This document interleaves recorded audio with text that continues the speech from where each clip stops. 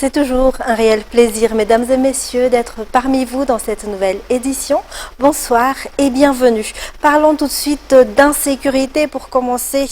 Une augmentation des frais de transport vers les régions où les routes sont fortement dégradées est envisagée par les acteurs du secteur en l'absence de travaux de réhabilitation. La route nationale numéro 34 menant à Murundave figure parmi les plus détériorées. Les cas de vol sur les toits des véhicules se multiplient également en raison de la détérioration des routes selon les opérateurs du transport. Fadjasana Mirai, Yves Janel.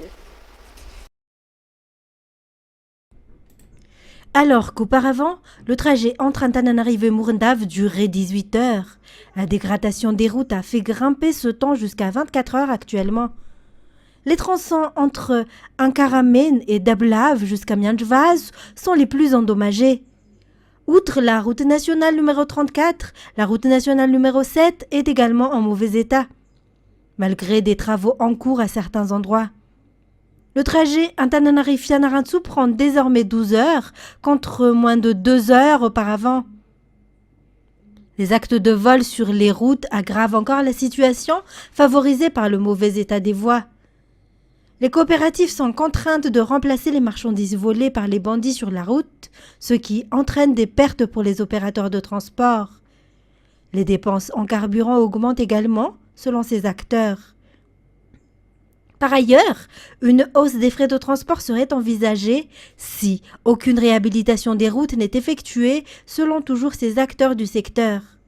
Pour cette coopérative, depuis la dégradation des routes, la mise en place d'un second chauffeur est une pratique instaurée. Et puis, un bandit qui terrorisait les habitants d'Ankasn et d'Indutapenak a été abattu par la police du SAG dans la nuit. Il était tristement connu pour estorquer de l'argent et menacer les riverains dans ses quartiers ainsi que dans les environs. Un reportage signé Felana Rakutarsul. Une opération en tenue civile a été menée à Ankasn et Indutapenak le lundi 13 avril par la police du SAG, permettant d'interpeller ce bandit qui terrorisait la population suite à des plaintes relayées sur Facebook. Les forces de l'ordre l'ont surpris en flagrant délit, alors qu'il estorquait de l'argent et menaçait les habitants. Au moment de son arrestation, le suspect a sorti une arme à feu. Les policiers du SAG ont alors riposté en état de légitime défense, tirant les premiers. Le malfaiteur a succombé à ses graves blessures. Lors de la fouille, un pistolet déjà utilisé a été retrouvé en sa possession, contenant encore 2 balles. La police appelle une fois de plus la population à ne pas hésiter à dénoncer et à fournir des informations concernant les criminels afin de permettre une intervention rapide. Santé à présent, chacun doit faire preuve de vigilance quant à sa santé face aux variations actuelles de température, car il s'agit d'une période propice à l'apparition de diverses maladies. La préservation de la santé passe par la consommation d'aliments propres, variés et diététiques. Il est également nécessaire de se rendre rapidement dans les centres de santé dès l'apparition de symptômes suspects. Jameson Ranjanarman de Viva Antirabe. Le temps est actuellement changeant. La chaleur peut subitement faire place à un temps froid. De même, un temps sec peut aussi se changer en de fortes pluies par moments. Il s'agit donc d'une période favorable à l'apparition de différentes maladies. Chacun doit ainsi être vigilant quant à sa santé, selon le docteur Abentani Anjiamar Chalalaresed, directeur du CHRR du Vaknakarach. Par ailleurs, il est recommandé de consommer des aliments variés et diététiques, ainsi que des différents fruits. Les professionnels de santé encouragent également la population à se rendre rapidement dans les centres de santé dès l'apparition de symptômes suspects. Toujours du côté de Vaknakarach, les déchets peuvent être recyclés, contribuant ainsi à la protection de l'environnement et à la préservation de la santé.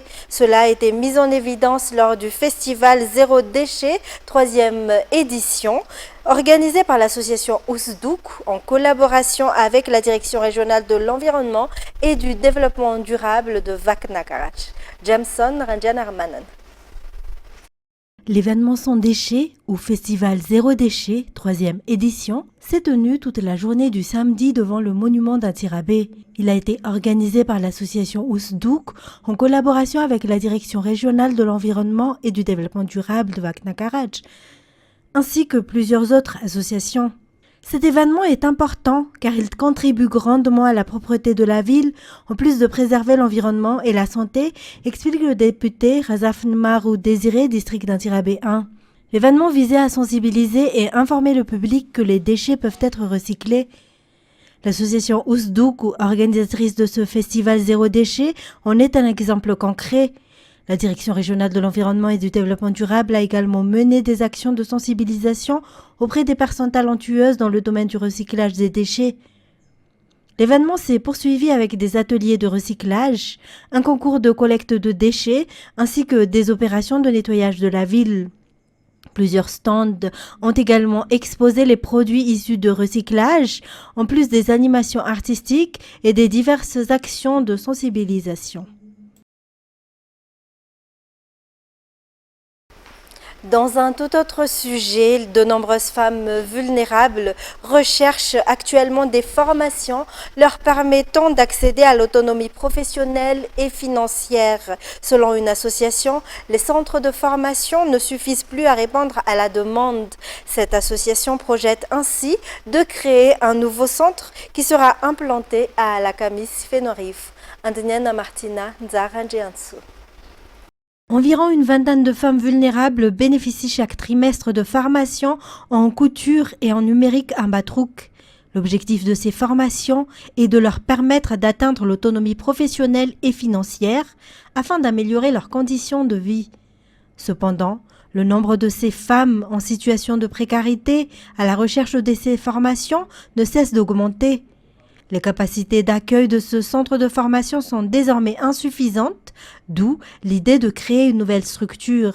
Une levée de fonds, notamment un défilé de mode, a ainsi été organisé pour concrétiser ce projet. Ce défilé vise également à mettre en valeur les créations de stylistes renommés à Madagascar, tout en promouvant les produits Vita Malagasy qui sont jugés capables de rivaliser sur le marché international.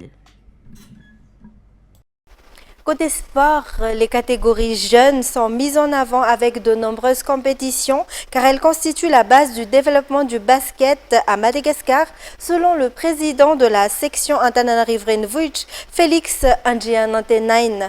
Afin de renforcer leur expérience, il est nécessaire de faire jouer les enfants en salle, d'après ses explications.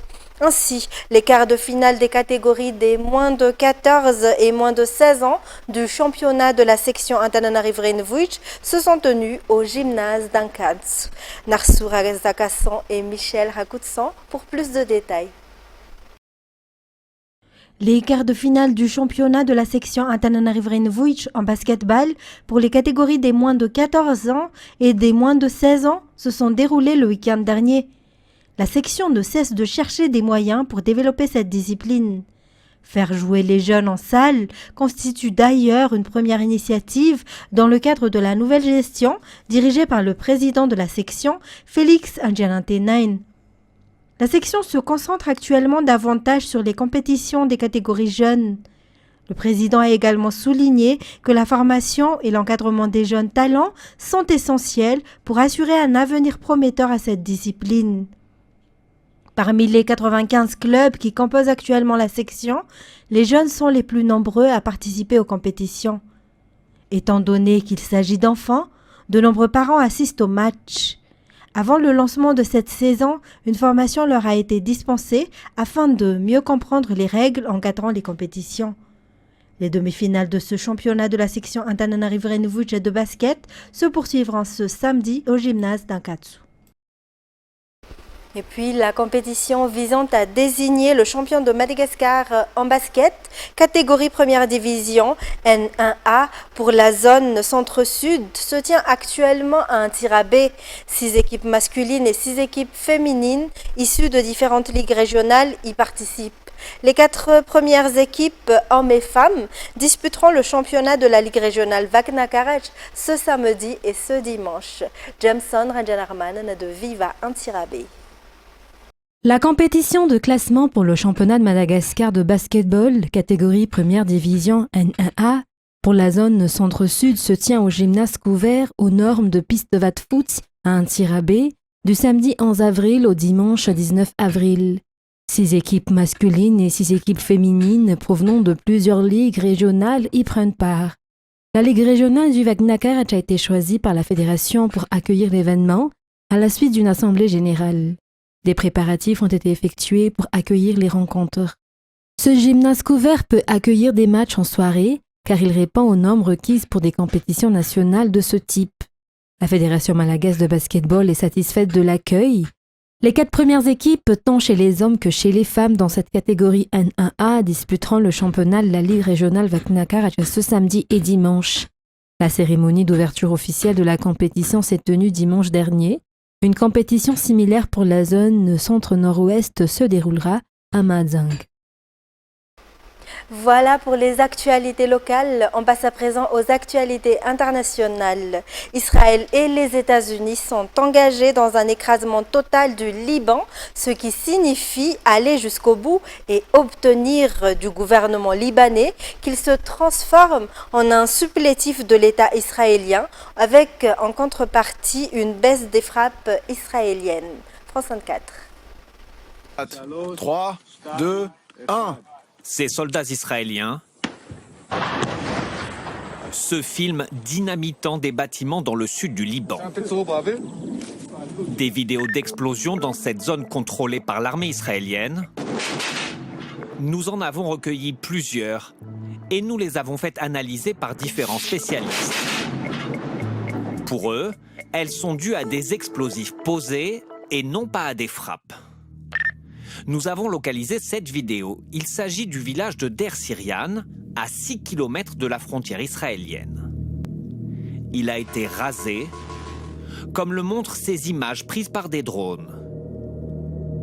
Des destructions confirmées par ces photos satellites prises le 17 mars, puis le 31. Ces images, nous les avons montrées à un responsable de Der Syrian qui a fui son village début mars après un appel de l'armée israélienne. Là, il y avait l'école. Juste là, l'école, et là, la mairie. Lui nous dit ne pas faire partie du Hezbollah et il reproche à l'armée israélienne d'avoir détruit son village sans raison. Le but est de tout détruire là-bas. Ce n'est pas pour se défendre. Si quelqu'un est en train de combattre dans un bâtiment et qu'ils le détruisent, non, ils mettent de l'explosif et les détruisent. C'est inhumain. Nous avons sollicité l'armée israélienne au sujet de ces vidéos de démolition. Voilà sa réponse. Israël agit contre le Hezbollah dans le cadre du conflit armé avec l'organisation. L'armée israélienne opère en accord avec le droit international et ne détruit pas des propriétés civiles, sauf en cas de nécessité militaire impérative. C'est vrai que le sud du Liban est un des fiefs du Hezbollah, mais l'usage répété d'explosifs pose question selon Amnesty International. Le droit humanitaire international dit que les bâtiments civils peuvent être détruits s'il existe une menace imminente. Si un soldat est capable d'entrer et de poser manuellement des explosifs, cela veut dire qu'il n'y a pas de menace imminente pour leur vie. Et donc, ces actions devraient faire l'objet d'une enquête pour crimes de guerre. Surtout, d'après ces images publiées par un journal libanais proche du Hezbollah, l'armée israélienne utiliserait aussi des pelleteuses pour démolir des villages dans le sud du Liban. Ce que semble confirmer cette autre vidéo, publiée, elle, par un journaliste israélien. De son côté, le ministre israélien de la Défense assume une politique de démolition de villages libanais. Toutes les maisons des villages adjacents à la frontière seront démolies conformément au modèle de Rafah et de Beth Hanoun à Gaza, afin d'éliminer une fois pour toutes les menaces le long de la frontière qui pèsent sur les habitants du Nord. Déjà, suite à la guerre de 2024, des ONG internationales avaient dénoncé la démolition de villages libanais par l'armée israélienne. Cette guerre pourrait conduire plus de 40 millions de personnes à la famine. Un tiers des engrais produits dans le monde transitent par le détroit d'Ormuz et ils vont manquer aux agriculteurs déjà confrontés à l'augmentation des prix de carburant. France 24. Passe un tiers du pétrole commercé dans le monde et nos systèmes agroalimentaires utilisent du pétrole.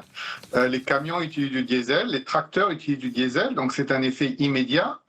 On a aussi 20% du gaz naturel et, sur certains produits, 30% des fertilisants. Et les fertilisants, c'est ce qui permet de produire nos céréales, la plupart des produits. Et donc, vous voyez bien que si ces intrants ne sont pas à la disposition des agriculteurs dans le monde entier, ils produiront moins.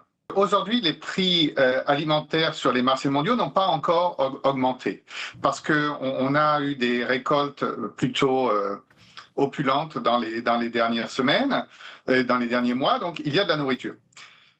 Maintenant, la question, c'est qu'est-ce qui arrive ensuite ? Et ce qu'on commence à voir aujourd'hui, c'est une montée des prix des huiles végétales, du sucre et du maïs, parce que ce sont des produits qui sont utilisés pour produire des biocarburants ou des agricarburants, c'est-à-dire l'éthanol et le biodiesel. Et pourquoi ils montent aujourd'hui, c'est qu'ils sont liés aux produits énergétiques et on voit ce qu'on appelle un effet de substitution. On remplace du diesel par du biodiesel, on remplace de l'essence par de l'éthanol. Et si on le fait très rapidement ou trop rapidement, on crée effectivement cette concurrence, et une concurrence qui peut s'accélérer dans les semaines et les mois à venir, dans un contexte où on risque de créer une demande supplémentaire. Donc on prend ces produits agricoles pour faire des produits énergétiques, et si en même temps on manque d'énergie et de fertilisants pour continuer de produire les produits agricoles, on va avoir cet effet tenaille et qui va se traduire par une hausse des prix alimentaires accélérée dans l'avenir. Et donc vraiment, c'est une question de comment on gère cela et on articule ces différentes demandes qui est absolument essentielle. Au début de la guerre en Ukraine, on avait des stocks de grandes céréales, de grandes cultures relativement faibles, et on a retiré du marché mondial de gros exportateurs. Donc ça a entraîné, si vous voulez, une flambée des prix, par exemple du blé, immédiate. Aujourd'hui, c'est pas ce que l'on voit. Les prix du blé ne bougent pas, les prix même du riz ont eu tendance à baisser dans les dernières semaines parce que les récoltes précédentes étaient bonnes. Maintenant, les récoltes futures, c'est vraiment la question. Et donc, on va avoir cet effet de vague à travers le système agroalimentaire qui est en train de se passer. Immédiatement, comme je vous l'ai dit, c'est des produits énergétiques qui sont utilisés pour transporter ou même tout simplement pour cuisiner. Si vous voulez cuire vos aliments au niveau familial ou industriel, vous utilisez du gaz naturel, par exemple. Donc, on voit déjà un premier effet sur l'inflation au niveau, je dirais, de la fin de la chaîne alimentaire. Mais il y a la question de la pénurie des intrants, on va le voir aussi au début. Et c'est vraiment ça qu'on veut éviter. Et peut-être un élément important, c'est que le calendrier dépend dans quel pays vous êtes. On ne plante pas et on n'achète pas les fertilisants et on n'utilise pas les fertilisants partout dans le monde au même moment. Et donc, on a différents pays qui vont sentir cette pression au cours des semaines et des mois à venir. Mais si effectivement la crise reste pendant 6 mois, c'est tous les pays du monde qui vont être impactés. Et donc, c'est la production globale mondiale qui va être impactée dans une année où on a 40% de chance aussi de voir le phénomène climatique El Niño qui a tendance aussi à nuire au rendement agricole. Et pour terminer, alors que les vidéos des soldats israéliens détruisant des bâtiments dans le sud du Liban suscitent une vive polémique, Israël est accusé de raser des villages dans cette zone. L'armée israélienne affirme de son côté agir dans le cadre de son conflit contre le Hezbollah. France 24. 3, 2, 1. Ces soldats israéliens se filment dynamitant des bâtiments dans le sud du Liban. Des vidéos d'explosions dans cette zone contrôlée par l'armée israélienne. Nous en avons recueilli plusieurs et nous les avons faites analyser par différents spécialistes. Pour eux, elles sont dues à des explosifs posés et non pas à des frappes.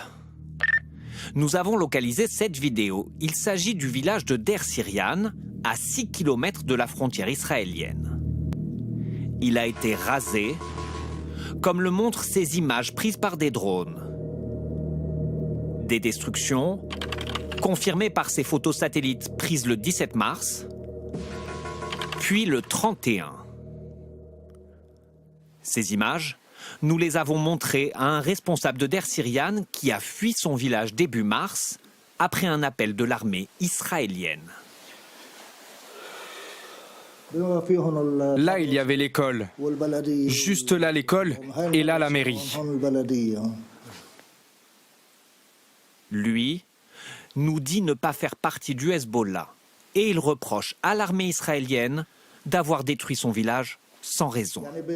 Le but est de tout détruire là-bas. Ce n'est pas pour se défendre. Si quelqu'un est en train de combattre dans un bâtiment et qu'ils le détruisent, non, ils mettent de l'explosif et les détruisent. C'est inhumain. Nous avons sollicité l'armée israélienne au sujet de ces vidéos de démolition. Voilà sa réponse. Israël agit contre le Hezbollah dans le cadre du conflit armé avec l'organisation. L'armée israélienne opère en accord avec le droit international et ne détruit pas des propriétés civiles, sauf en cas de nécessité militaire impérative. C'est vrai que le sud du Liban est un des fiefs du Hezbollah, mais l'usage répété d'explosifs pose question selon Amnesty International. Le droit humanitaire international dit que les bâtiments civils peuvent être détruits s'il existe une menace imminente. Si un soldat est capable d'entrer et de poser manuellement des explosifs, cela veut dire qu'il n'y a pas de menace imminente pour leur vie. Et donc, ces actions devraient faire l'objet d'une enquête pour crimes de guerre. Surtout, d'après ces images publiées par un journal libanais proche du Hezbollah, l'armée israélienne utiliserait aussi des pelleteuses pour démolir des villages dans le sud du Liban. Ce que semble confirmer cette autre vidéo, publiée, elle, par un journaliste israélien. De son côté, le ministre israélien de la Défense assume une politique de démolition de villages libanais. Toutes les maisons des villages adjacents à la frontière seront démolies conformément au modèle de Rafah et de Beit Hanoun à Gaza, afin d'éliminer une fois pour toutes les menaces le long de la frontière qui pèsent sur les habitants du Nord.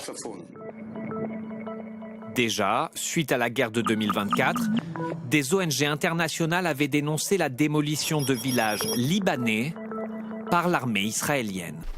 Mesdames et messieurs, cette édition touche à son terme. Merci à vous de l'avoir suivi. Au revoir et excellente suite de programmes sur Viva.